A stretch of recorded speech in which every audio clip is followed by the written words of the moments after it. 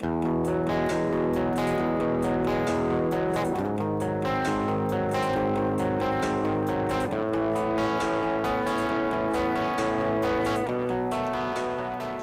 you look at a painting of a serene, wooded lakeshore, what about it is beautiful?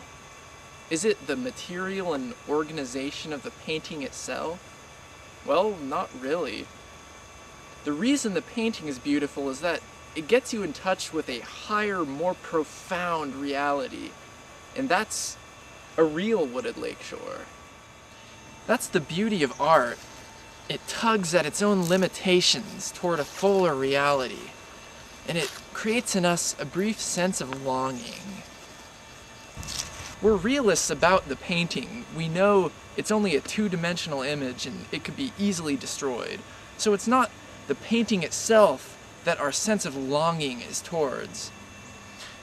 But we do appreciate the painting for what it is, and we treat it with respect and care. Here's what I think. This is in fact a microcosm of the Christian worldview. How so? Well, let's consider a real wooded lakeshore. Such a place inspires in us an even deeper sense of longing than the painting. All of the sights, sounds, smells, and feelings stir our emotions, but towards what? Just like the painting, we know that the wooded lakeshore will be destroyed by the slow erosion of time and it'll fade from memory. This is true of all physical reality. It's what our Christian tradition tells us and what experience confirms. Christians are realists. While reason and faith obligate us to treat our environment with respect and care, we know that it will eventually pass away, no matter what we do. While love obligates us to care for the poor and the needy, the Lord tells us in Matthew's Gospel, the poor you will always have with you. While we must strive for peace and prosperity among our societies, we know that an earthly utopia can never truly be achieved. There may be some who preach the misguided prosperity gospel, or that true believers will prosper in this life. But it's contrary to reason.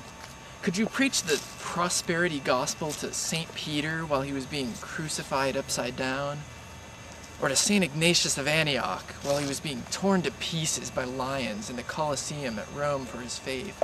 Could you preach the prosperity gospel to St. Maximilian Kolbe as he died in the starvation bunker at Auschwitz to save the life of a fellow prisoner? No. Our Christian tradition does not permit us to be cheery optimists about this life. The very fabric of our world is damaged by sin, the abuse of freedom. It's a basic fact that no one is getting out of here alive or unscathed. So what's all this talk of Christian joy? Why does St. Paul say in his letter to the Thessalonians, "Rejoice evermore"? We are joyful because we recognize that the serene wooded lakeshore is not the source of its own beauty. Like the painting, it's beautiful because it gets us in touch with a higher, more profound reality. It's at these brief glimpses of beauty that our very spirit seems to tug at the taut chains of space and time. Why do we long for life while death awaits us all? Why do we long to know all truth when we have such a limited capacity for it? Why do we long for love when even the noblest human love is imperfect and finite? We long for beauty, life, truth, and love because we were made for God, who is himself perfect beauty, perfect life, perfect truth, and perfect love. St. Augustine said, "Thou hast formed us for thyself, and our hearts are restless until they rest in thee, O Lord." We do not put our hope in this world which is certain to disappoint, but in God, our source and summit. In St. John's vision, which is recorded in the book of Revelation, we hear these words, "God shall wipe away all tears from their eyes, and death shall be no more, nor mourning, nor crying, nor sorrow shall be any more, for the former things are passed away." And he that sat on the throne said, "Behold, I make all things new." Christians are realists.